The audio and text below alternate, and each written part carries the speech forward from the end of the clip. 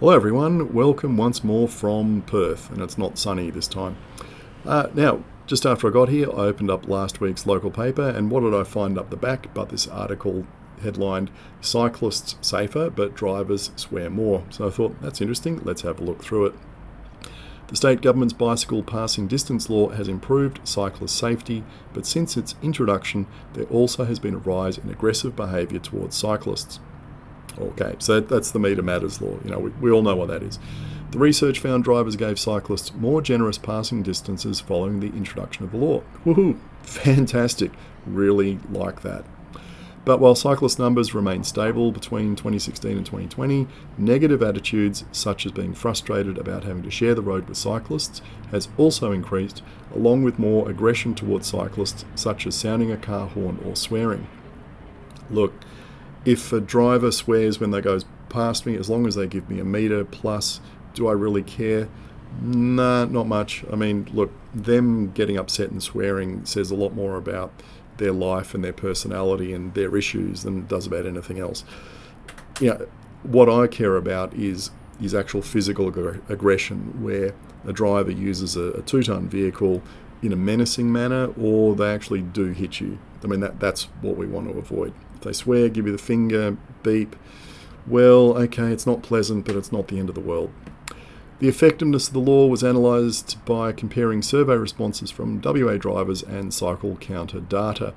Now, I did have a look at the transport, WA Transport site, where they've got all the cycle counters. Gee, it's really good. It's much better than it was when I last looked at it. And yeah, you can do some interesting analysis on it. And look, that site is great. It'll be excellent if we had a site like that in New South Wales. Back on topic. The law introduced in 2017 states that vehicles must pass cyclists with at least a metre, blah, blah, blah. Lead researcher Dr. Laura Fruhan said the study supported the idea that the law had accomplished what it was intended to do. So, okay, great. So there are all these naysayers out there before it was going to be introduced saying, it'll have no effect, why are we bothering, what's the point? Well, okay, the research here seems to say that doing it actually had a good result. Excellent. I guess those people can shut up now. This is good news for cyclist safety. However, we need to consider that aggressive behaviour could be an unintended side effect of the law. The law may have raised extra awareness around overtaking cyclists on WA roads. That's really interesting, because certainly an issue I think we see in New South Wales is half the police don't even seem to know that the law exists, even though it's been enacted for 3 or 4 years now. I think it was April, around the same time, April 2017, that it got signed into law, and a year before that it was being trialled. I think I've got that right. And you go into a police station and most of them don't know that this law has been passed now for some time. So yeah, if it's raised awareness, great, but I don't know how they did that over here. So alternatively, it could have simply channeled those frustrations into behaviours that are not prescribed by the law. Yep, okay. So a driver gets upset because they've got to pull out a little bit further, and they have to wait a few seconds before they can pull out. Yeah, it's not against the law to swear at a cyclist as you go past if you're giving them plenty of space. The findings suggest the law has not changed the perceptions of drivers when it comes to cyclists.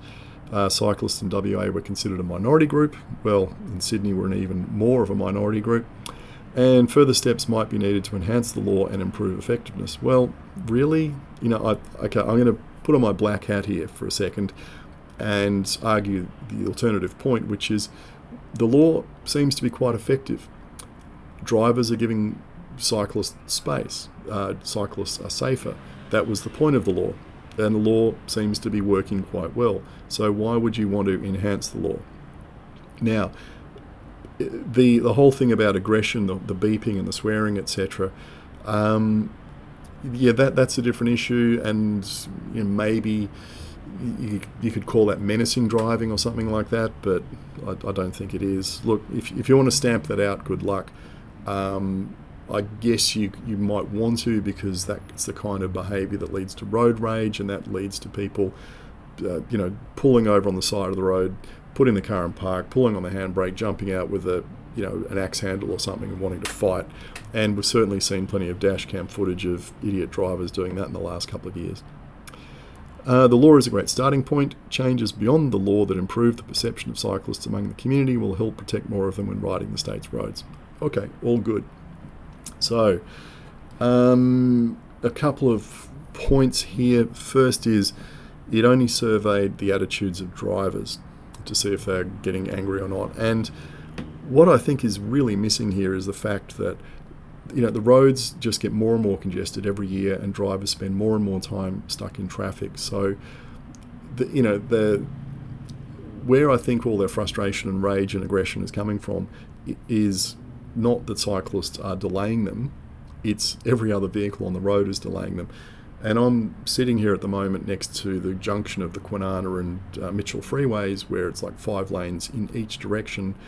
And when I came through at about 2:30 coming up the hill on my bike, I was riding about as fast up a 10% gradient as 3 lanes of traffic were moving. I mean, it was already starting to turn into gridlock at 2:30 in the afternoon. And I know from sitting here in my office for a couple of months earlier this year, the amount of beeping and crashes and stuff I hear outside my window is absolutely off the charts. And there's sirens down on the freeway right now, possibly a crash a bit further down, I don't know.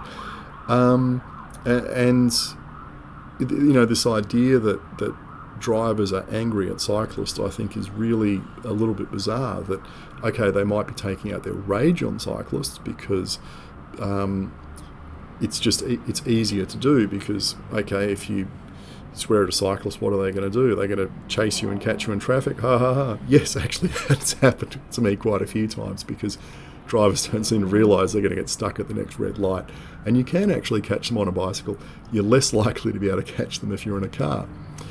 But what are you going to do then? Come up at the window and say, mate, what's the story? Where am I going with this? I don't know. Anyway, I think it's just a if you look at these articles from TomTom from 5 years ago, where obviously the TomTom GPS units were feeding data back to TomTom servers, and they could measure how many hours people were spent stuck in traffic. Well, in Perth, drivers were spending 102 hours a year going nowhere, and in Sydney it's 150. So you think about it, how many times a year when you're driving do you get stuck behind a cyclist? And in aggregate, how long do you spend stuck behind a cyclist before you can overtake? For most people, it's probably going to be once or twice a year, 5, 10, 15 seconds at most, unless you're out in the country on a windy, hilly road where the road's really narrow and there's lots of curves and you might be stuck behind them for a couple of minutes. Okay, being stuck behind one for a couple of minutes versus 150 hours a year stuck behind motor vehicles. Now, I think there's probably some psychological effect here where drivers go, I'm just going to blank all that out because I'm a driver, and if I blame all these other drivers for my delays, then essentially I'm blaming myself. So I'm not going to do that. I'm going to blame this little minority group over here.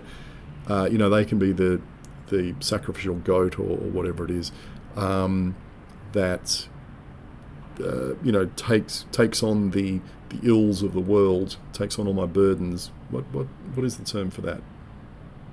There is a kind of religious thing for that, and maybe that's the role cyclists are playing, is that they're the lightning rod for people's frustrations. Whereas, because if they turn around and say, "Oh my God, I'm actually causing this myself," then who wants to take responsibility? Who wants to blame themselves? Well, no one these days. So anyway, getting back on track, I guess. So cyclists over here are safer. The law's working. I guess I'll find out over the next month or so just how effective it is based on how many close passes I have when I'm riding around every day. We will see. Anyway, more to follow later on.